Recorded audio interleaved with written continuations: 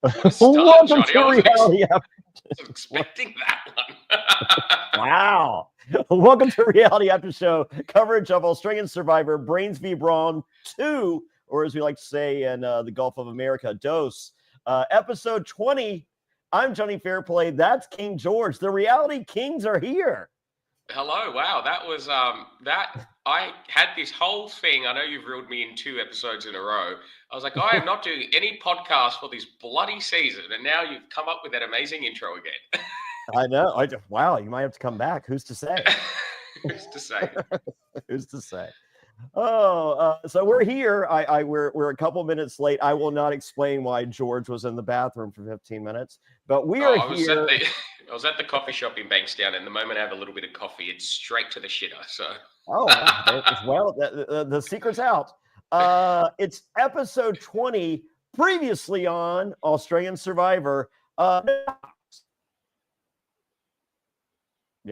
that's our previously on. No rocks. No rocks. Amazing. It's just like, oh, what all happened? No rocks. That's all you missed. It's like, oh, okay, we're good. Thanks. Good looking out. It was stunning. Yes. Well, it's day 40, and this is so. If you add my first season and second season together, I still have one more day, and I'm still in this. Oh, this is exciting news for you, Johnny. Oh yeah. You've nearly done 2 new eras. Yeah. So it has been a staple in Australian Survivor when it's not a really crazy tribal and tempers are flaring.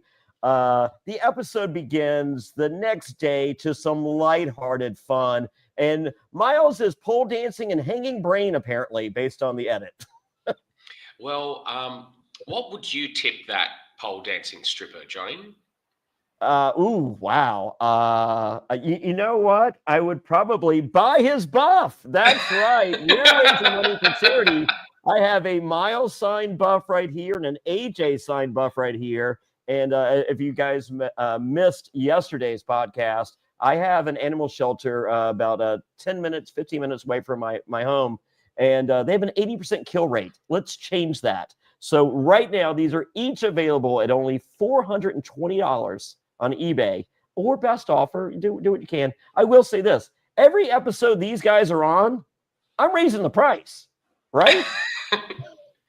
Well, you should really, because I know we'll go into the finer detail of it, but this was a fantastic episode for AJ and Miles in particular, but particularly Miles, because I think for the first time in the entire season, Miles put his foot down with AJ and asserted control. Because there's always been, I look at what's been happening, and it's a case of Miles is the number 2 to AJ, and that's been very clear for the first however many episodes it's been. But this time, Miles really reined AJ in. He was like, no, we're not doing this overly complex plan. We're going with my plan, the simple plan, and we're just going to dump on, one of the crap ones. Yeah, and here's the thing. I love intricate gameplay. I mean, when I first saw you and I first met you and we had the conversation, I'm just like, look, if there's 7 people, how do you vote someone out? Well, it's 4 votes to 3, and they're like, oh no, Fairplay, it's 2, 2, 1, 1, 1, and I'm just like, how does this math? And it math. And AJ, I feel his math was not mathing in my mind. For his plan to work, he needed Kate and Morgan to vote for Kristen when they had no kind of incentive to do so. Like when I was watching the episode, and no, we're skipping ahead here, I was telling myself, this is AJ's chance to have a George voting off Shonny moment.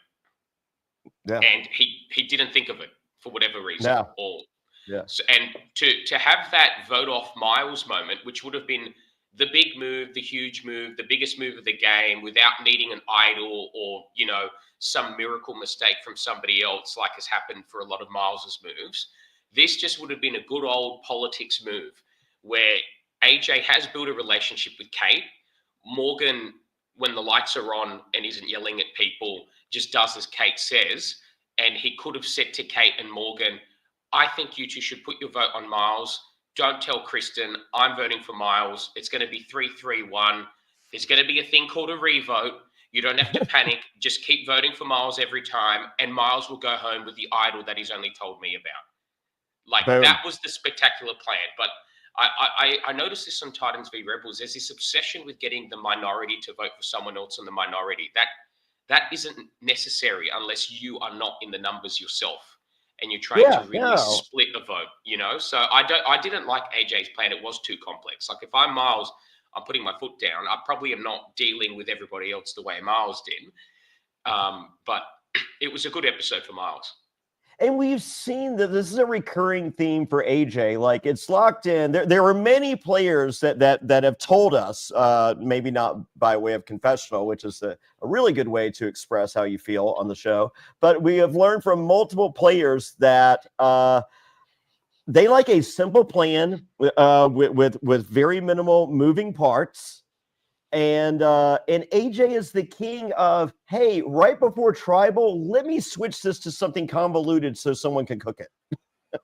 There's nothing wrong with dropping the plan last minute, because if you drop it last minute, your likelihood of actually pulling it off increases exponentially, because it's less time for people to think about it and to change their mind. And then I look at my first season, I dropped most of my big moves right at the very end.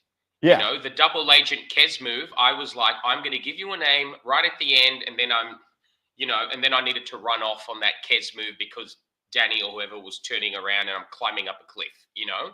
Yeah. And then I'm like, go, go, go, go. So it's just like, there's nothing wrong with dropping a name last minute, but it has to make sense to the other people. It has to be in their interest as well. And you have to have the capacity to pull it off. AJ has pulled it off every single episode except last night's episode, and he didn't pull it off because Miles has taken the reign of the two-person alliance. Yeah. That's how I put it in my mind. This is the first time in the whole season that Miles is the one that's dictating what is going on rather than AJ. But this was such a simple move. Like, I understand the grandiose gameplay and all that, and I appreciate it. But at the same time, it's like, this is what you do. AJ has to be aware that some people find it annoying. Maybe just sit this one out. Call it a day. Well, I mean, there wasn't really an alternate name that AJ could have given Kate and Morgan that wasn't Miles. Yeah, no, the only move is Miles. I think a lot of people have tinfoil hats on with Morgan in particular, and I'll just touch on this very lightly. But I think for the first time, the edit has showed what Morgan has probably been like in camp when you try and play the game of Survivor with her, when you realize that you're actually on a TV and game show called Survivor and you have to talk to people and not just, shut them down and be terse with them. So AJ can't walk up to Morgan and give her a plan because there's no capacity to think about it or execute it on the other side, in my view. Based on what we saw last night, I'll just put those asterisks there.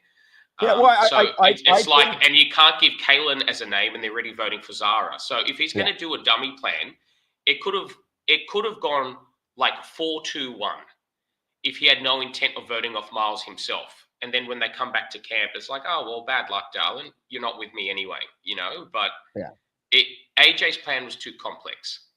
Yeah, no. So, and we've been seeing this purple edit on Morgan, and if tonight was any indication of what we're not seeing, maybe the purple edit is the kindest edit. Oh, well, I lived that through my first season when a few people were purpled, and I wish to God that you saw the real person. Australian Survivor's not it builds on political drama. It doesn't build on just pure nastiness. They tend to leave that out. They actually help people. And, it's just like, sometimes it's like, it's the wolf like the wolf in sheep's clothing kind of thing, You don't want to see the wolf, better the silent sheep. Yeah, well, that could be what we're getting here. So, Miles and AJ, they're in a great spot. And Kristen is the best target. And I'm just like, this could be a no-nonsense episode. And for the most part, it was. Kaylin, the master strategist. Lol.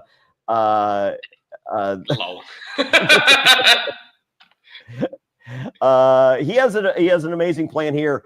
just don't talk to the girls because his game is garbage, and that will probably be best for Kalen at this point. Yeah, look, to be fair to Kalen, I did the same thing in Heroes v Villains. I just wasn't as aggressive about it, if you want to go like that. And from Miles's perspective, this is why I'm very high on Miles this episode. You do need to shut it down sometimes.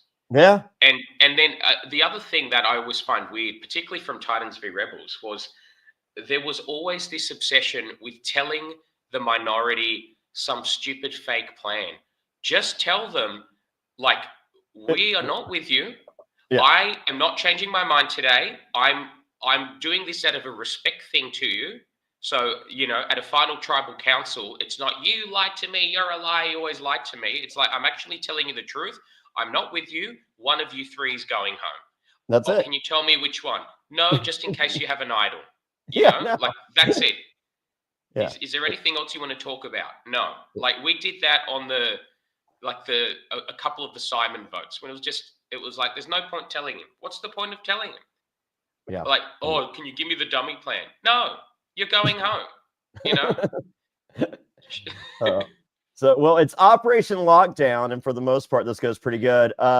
Kristen is ready to make a move with her alliance of 3. I'm like, ooh, you know what? Maybe last night would have been a good night to. Maybe. Did you hear the jury villa for Kristen? I nearly called her Kirsty, Kristen. Whatever. Oh, do not call her Kirsty. People hate that. Oh God, it's just like anyway. But like, did you see in the jury villa the theory about neither of Kirsty?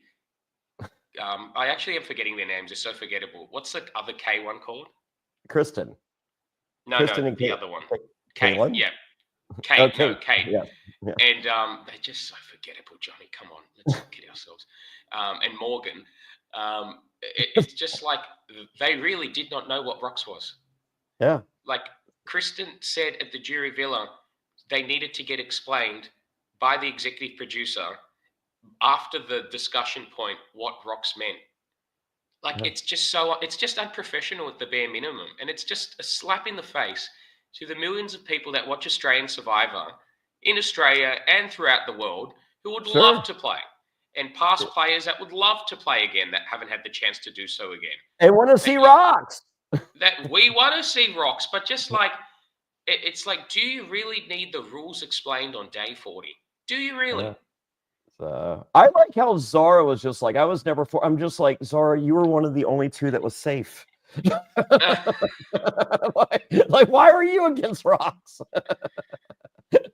I was like, I don't know. If I had a vote, even though I don't, because I'm one of the only 2 people that is safe from the Rox, I would vote no Rox. It's like, what are you doing? Like, Zara, Rox are good for you. Rox are great for you. Literally, you and Logan, the only 2 people that benefit from these Rox out there.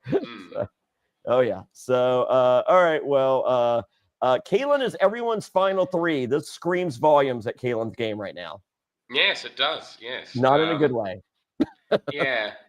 I suppose, like, if Kalen's at the end with any of Kate or Morgan, whether it's a 2 or 3, he wins. I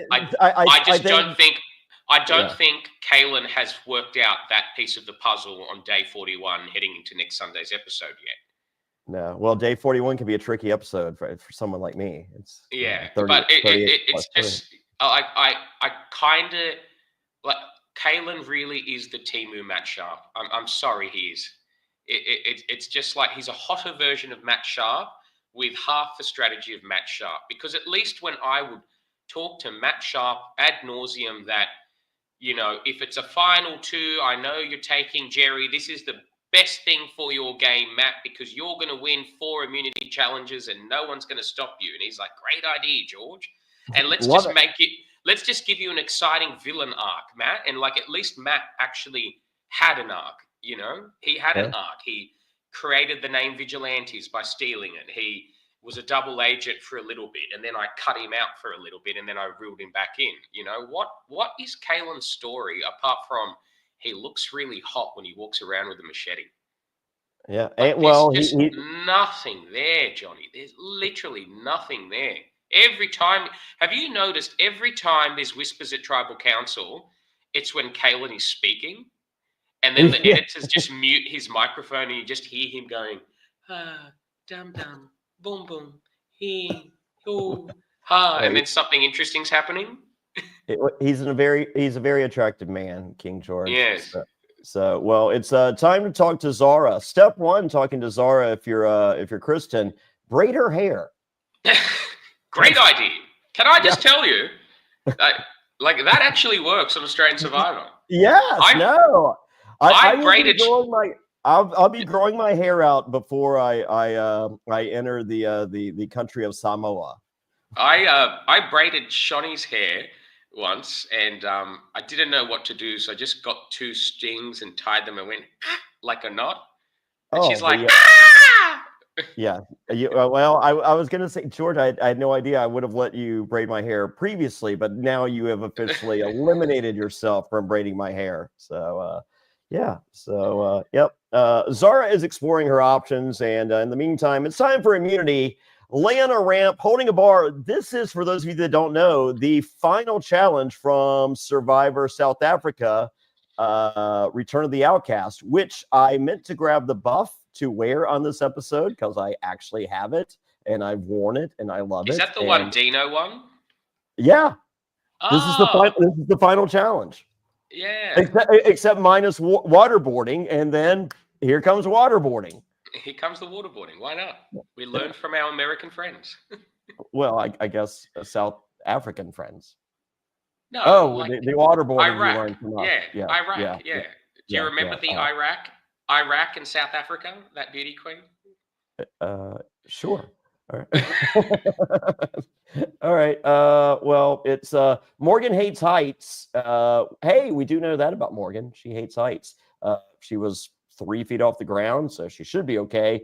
AJ's first out once again. All right. Is AJ A, not good at challenges, B, just shrinking his threat level by way of competition performance, or C, knows that he's not good enough to win, and why bother? I think it's C, Johnny. I think he's doing what I did in my first Brains v Brawn, except he doesn't have like the people that I had from my Brawn's tribe there that thought it was like the worst thing ever. Oh, heaven forbid. So yeah, heaven forbid. You were in fact less of a man because of that. You know that. Yes, of course. But I do think from his perspective, he knows he's not winning an endurance challenge. So what's the point of risking injury? Yeah. And he's like, oh well, I'm near that point where I'm going to drop off. I just drop off. Yeah. So I don't fault him, and I think he is minimizing his threat level when it comes. It's just like, okay, like no one is saying, because AJ is a big athletic guy. Like, we've hung out with AJ. It's just like, wow, like this dude could kick your ass. He's like 6'2" or something. He's a big dude. Yeah, he's a beast. And it's just like, I think everyone's just like, oh, well, AJ could win nothing. And I'm just like, I think if AJ tried, he could. The thing is, we know there's always a certainty with Australian Survivor. The final challenge, whether it's with 4 or 3 people left, is endurance. Yeah. So is a big, strong man like AJ going to be good at endurance? No, he's not. No, he's not. So I don't know if AJ's taking this into account on who he wants to go to the end with, because with 6 people left, AJ could pivot to Kate and Morgan, but AJ has not beaten Kate or Morgan in any endurance challenge. Yeah. So, like, what is AJ's options moving forward? Is he going?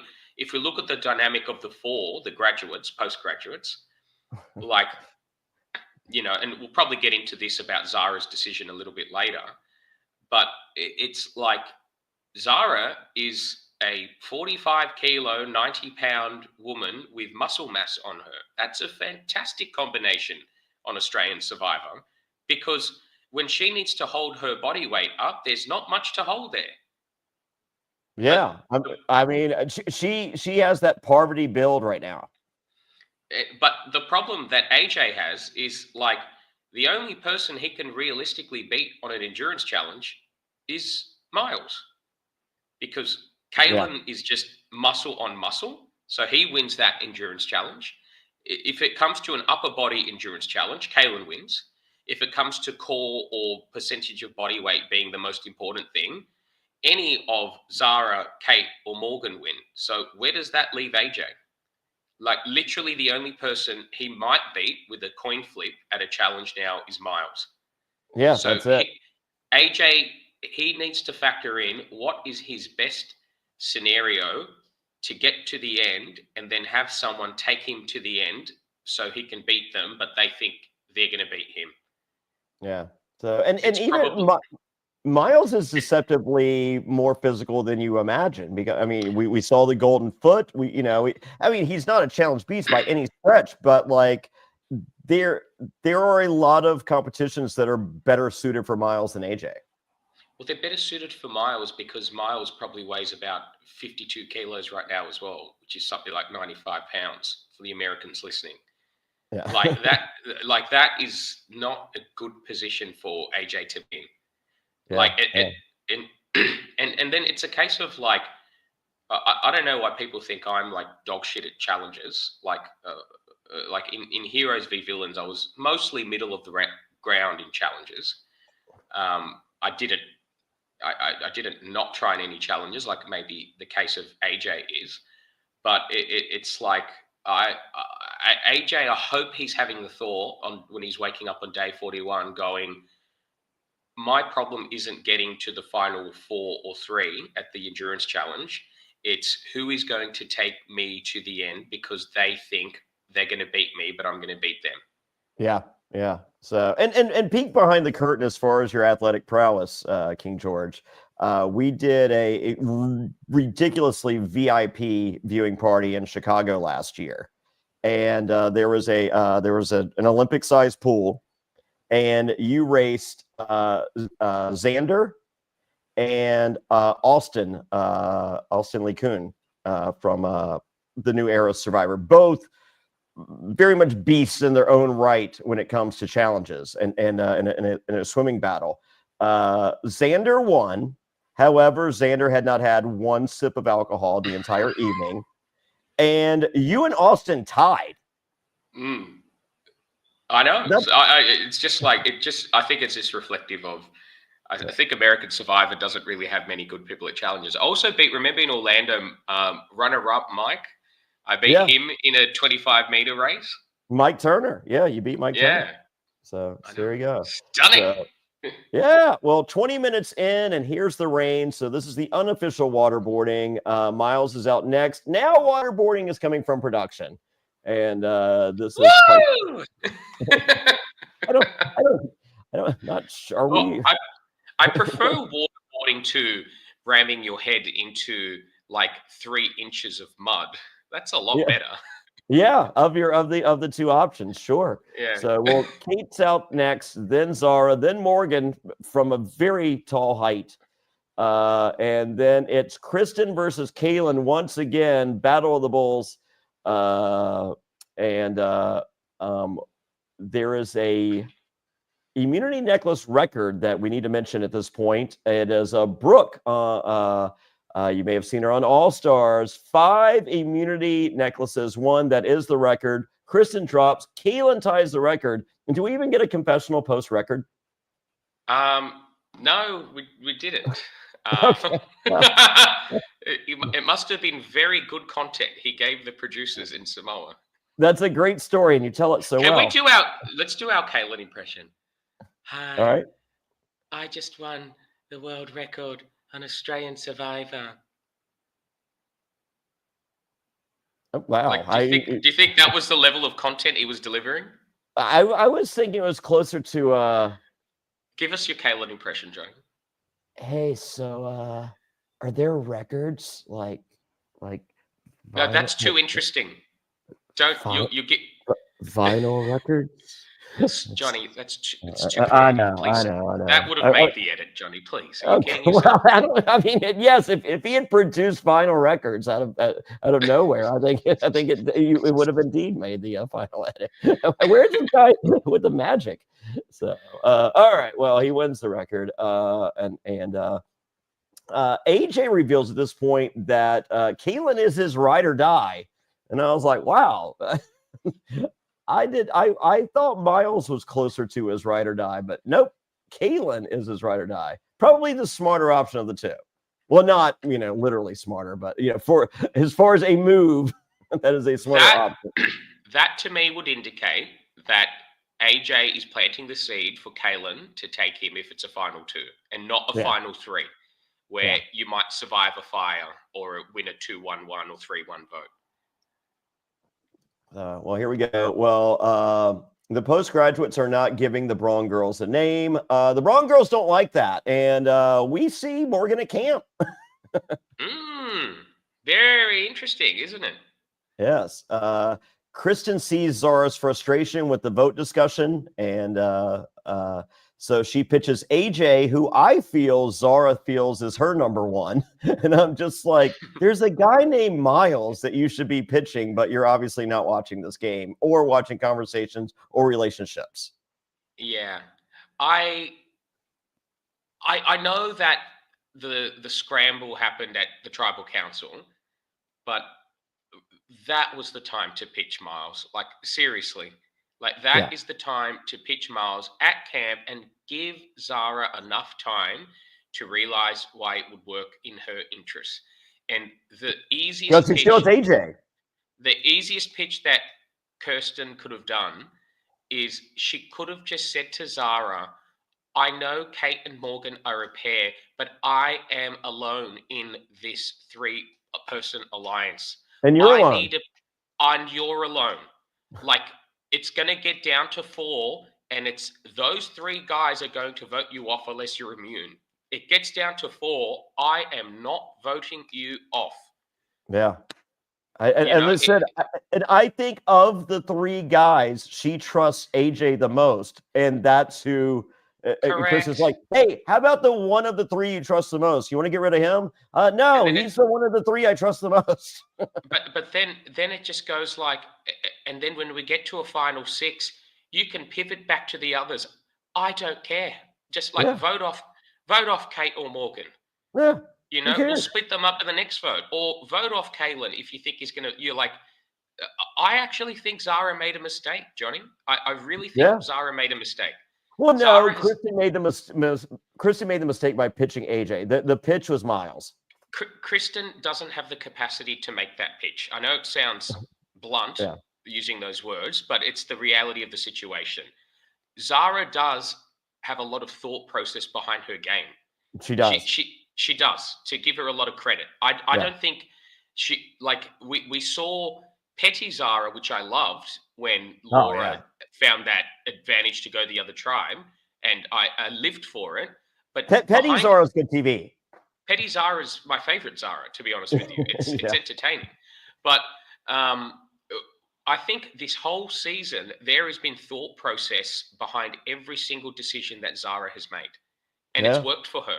Like, there's merit as to why she's gotten to the final 6. You can't say that about Morgan and Kate and Kristen, who have just woken up every single day, opened their eyes, flicked their hair, and are working out what Survivor is still on day 41. Yeah. So it's not a good time to figure it out. Yeah, maybe it'll happen eventually for him. But, like, I think Zara's made a tactical mistake. I think Zara thinks she is too close to all 3 boys, and that she will figure in all of their final 3 or 4 plans, when in reality, the 3 boys have never been a duo, they've been a triple, and it seems to be the case from day 2, because every single vote, they've been aligned. The only time they haven't voted together is when Kalen and AJ were on the new Brawn tribe and Miles was alone on the other tribe. Yeah, that's it. So, well, AJ questions Miles on why he doesn't like his convoluted plan. because no one but AJ and Miles like convoluted plans is it's kind of what I've picked up by reading the tea leaves here. Kate pitches 3 to AJ that he can do whatever he wants with. And as great as that pitch may sound on paper, Morgan hates all strategy talks. So it doesn't matter. Oh, how dare they talk social politics on Survivor, Johnny? How dare they? It's a lot. It's a lot. Oh, it's too much. It's too much. It You could should be. just yell at each other and eat food. Well, that's one way to play it. So let's see. You have no further thoughts on my point of view, Johnny? I agree. I agree. AJ loves a new plan before Tribal every time. And is it a big move from Zara tonight? Commercial break. It's time for Tribal. And the good old bait and switch of the Channel 10 marketing team, eh? Yeah. Who's to say? For those of you that need to recognize Mother at this time, Sweet Logan is a smoke show walking into the to the jury. Just gotta throw that out there. And her hair is still blonde. So, wonderful. Yeah. Sweet Logan. We have not forgot about you, Queen. All right. Morgan is thankful. She guesses. She's not sure. Kate pitches a power shift to Zara. Miles explains why this is not a good move, especially when it concerns Miles. Morgan and Kate at this point decide with Miles with all these valid options that shut down her options, maybe shift the vote to Miles. That would have been a great pitch earlier in the afternoon, maybe not so much last minute. And Kate says she knows Zara is closer with Miles, and I was like, nope, bad read. No. And it's time to vote. If you have an idol, now would be the time to do so.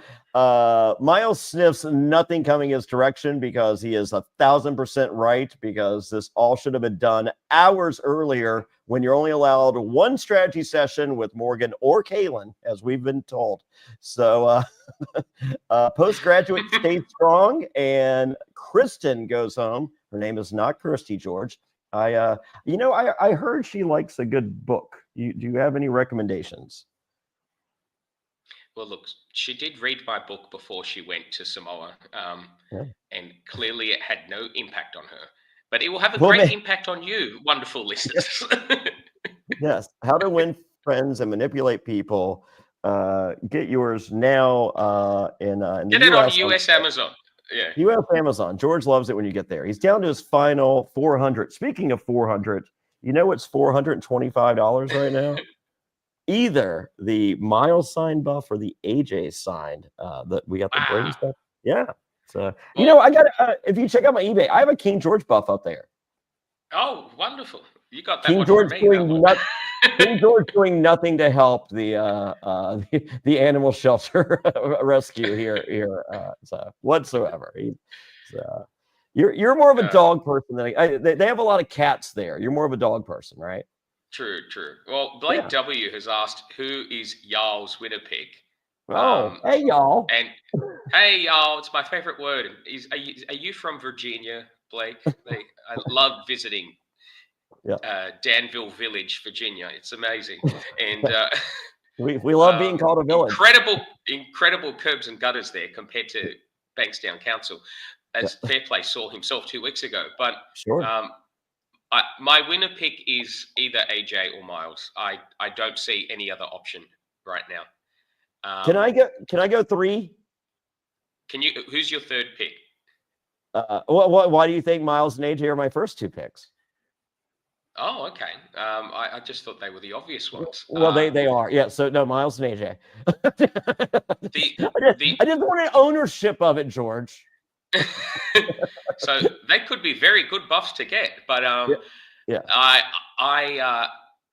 think they've just shut down the game now, I think that's why that storyline was so prominent in last night's episode, and it is 100% the correct thing to do.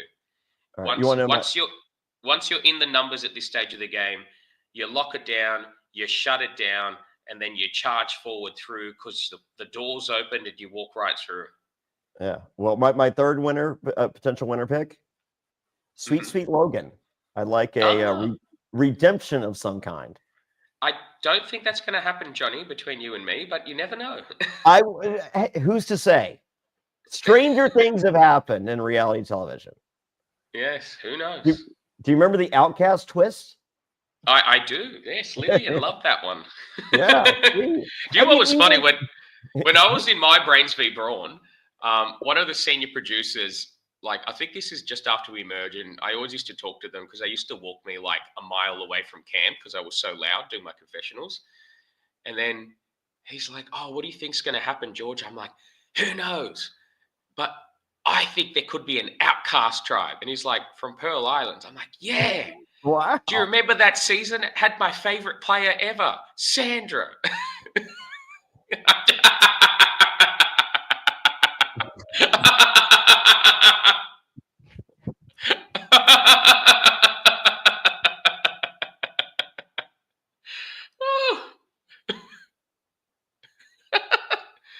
Oh no, Johnny's in a cardiac arrest.